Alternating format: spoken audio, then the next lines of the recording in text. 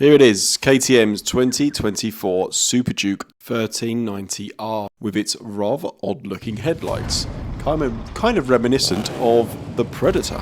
Now, KTM always go balls out when it comes to making motorbikes. They go for silly, crazy, fast, wheelie monster, you name it, and they haven't held back with this model. Slightly uprated engine, comes with 190 brake horsepower and 145 Newton meters of torque.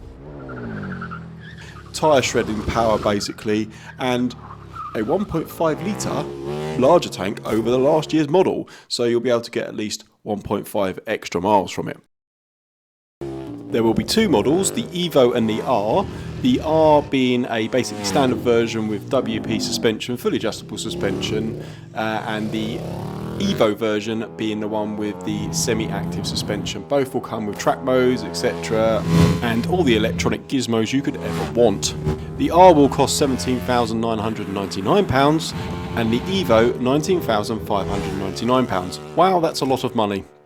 Thanks for watching everyone, I hope you enjoyed the video. Please give me a thumbs up and I'll see you next time on Tom's TC.